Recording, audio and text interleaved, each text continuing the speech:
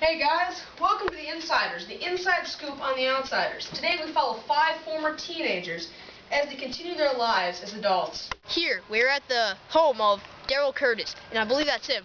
Come on, let's go. Excuse me, mister. Are you Daryl Curtis? Yeah. Oh, it's okay. You can sit down, sir. I'm with the Insiders. I'm Mr. Clark, the reporter. And I was wondering if I could ask you a few questions back from the 60s when you were in the gang. We split up so long ago, I don't... Go ahead. Thank you, sir. Is it okay if I sit here? Yeah, sit down. Thank you.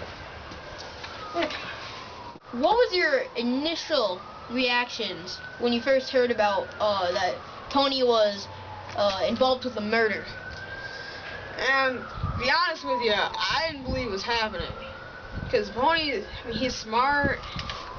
He's usually pretty good as a guy. I didn't think that was actually true. I see. Okay. Do you have any idea how kind of Soda was feeling at this time? You know, he was, if I remember right, he was a little let down. He thought Pony was better than that. How did it strike you when when Pony first arrived home? I was just so relieved. I was shocked, awe, and the fact that he actually was involved in this murder just blew me away. Would you say that it strengthened your relationship as a family? I would say so. This whole thing. So, you were strengthened up after a couple years since your parents had died, right? Mm-hmm. So how was it then that the initial reaction from Johnny's death affected you? Well, at the time, I didn't really have feelings for it. I was hardened. Now that I look back at it, that was a devastating time. How did it, since your parents died, taking care of your family, your brothers, how did that affect your future, your careers? I understand now that you have your own small construction company. Is that right? Yeah, I mean, I could have gone to college, I guess, but I was so glad to help my other brothers out. Now I have a small construction company. I'm doing quite well. I mean, life's good. Thank you, sir. Thank you. Next, we have Pony Boy Curtis. Let's see if we can find him. Hey, sir! What are you doing with my property? We're doing a documentary. Are you Pony Boy Curtis? Yes. Okay, we're doing this documentary for CNN about the outsiders, the story you were in. Is it okay if I ask you some questions about it? Why not? Can I sit down? Fine with me. So, what have you been doing the past 20 years? Well, I joined the Navy. I was sent to Nam. I had my leg blown off in a mine. I'm sorry to hear about that, but thank you for serving our country. You're welcome. So let's get a little bit deeper into the actual story. What was your initial reaction when you found out Bob was dead? Oh, I was still in a haze when it first happened because I was kind of blacked out after they had me in the fountain. When Johnny died, what was going through your mind at that point? Just shock and awe. I didn't know what to think. I was just couldn't believe it. I mean, and then hours later, Dally ends up dying. Just 2 punches after, right next to each other. Did you really even think? When Johnny, that just hit me hard. I mean, I was still a little bit in disbelief when I saw Dally shot, and that really hit home. So, I kind of went through a bad time. I wasn't doing so good in school, wasn't caring so much. I was just really depressed. So did you ever end up finishing high school? Yes, I did. I got myself back together. I actually wrote a paper on the whole story, and that kind of got me back in check to let it all out, kind of tell my story, and yeah, finished that. Did 2 years college and joined the Navy. So, when you finished high school, did the gang stay together, or did they kind of get torn apart? After high school, I mean, there was a few of us left. I mean, like I said, I went off to college, so I didn't talk to anyone but Soda. I mean, Gary was still doing his construction job. Soda still went. I don't even remember what Soda did. No, it's mostly just Steve and 2-Bit kind of hung around. So, do you still keep in contact with your brothers or any of the gang members? Gary talk to about once a month. Other than that, not really. Alright, thanks for your time. Thank you. Thank you. We're going to try to find Keith Matthews and Steve Randall. Let's see if we can find them. Hey, sir. Are you Keith Matthews? I prefer 2-Bit. Okay, 2-Bit. We're doing a story on the outsiders, working on the insiders. Do you mind if I ask you some questions? Sure. Okay, so the first one is what have you been doing these past couple decades? Not much. Had any major jobs lately?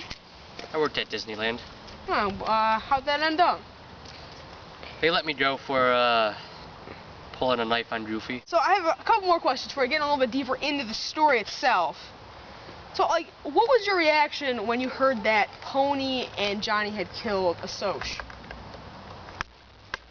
Well, wasn't really surprising until I found out they were headed for Texas, and then I decided I probably should go after them.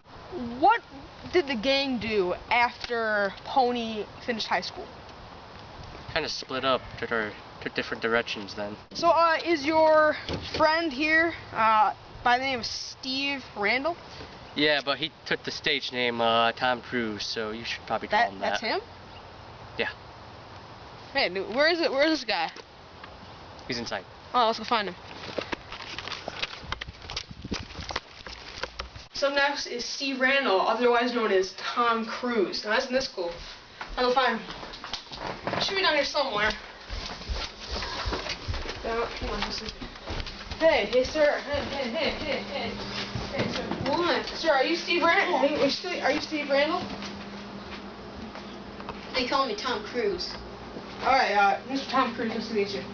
Nice to meet you, sir. It's a pleasure. Oh, yeah. Wow, man. So, going back to this book, because as you remember, this book was written, it was called The Outsiders, that Pony Boy wrote. You were in it, by the way. Yeah, I remember It's all about your teenage years. I read the book. I can read. No, hey. Let that go on record. Alright, so, how did you feel like when a ton of people started dying? Like Bob died, Johnny died. How'd you feel? You know, Johnny, that little square, everybody loved him. I mean, you had to feel sorry for him.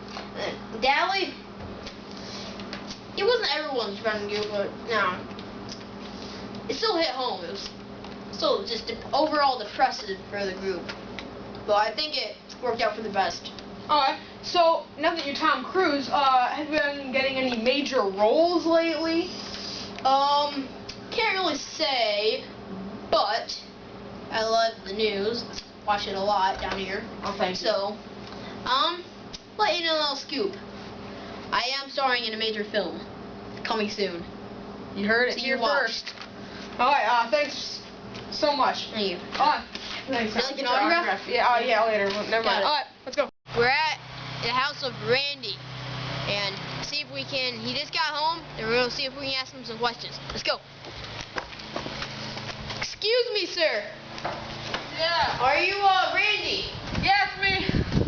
Hi, I'm with CNN, and we're doing a short segment, a story, if you would, on the outsiders. Call it the insiders. That's good. Is it okay if we ask you a few questions? Yeah, go ahead. Yeah. Wait, thank you. First off, what was going through your mind when you saw Johnny stab Bob? You know, I don't really like to talk about it. It was terrible for me. I mean, he was one of my best friends. I couldn't. It was just mind blowing. I see. Sorry for your loss, Ian.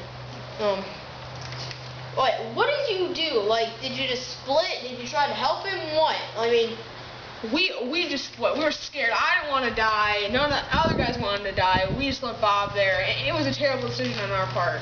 do you regret ever hanging out with Bob or doing the choices that you did for causing such a terrible incident?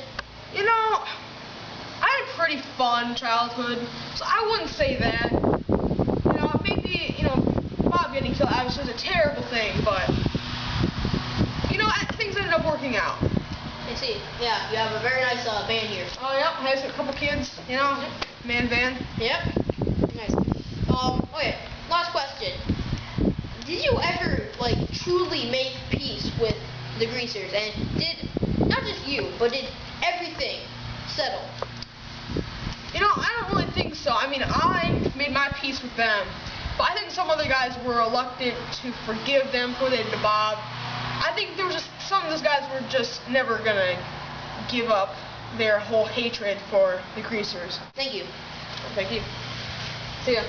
He's the last man we've interviewed, so let's head back to the studio and share the story. Thanks for taking this intriguing journey with us through the lives of the outsiders now. Stay tuned for your local weather.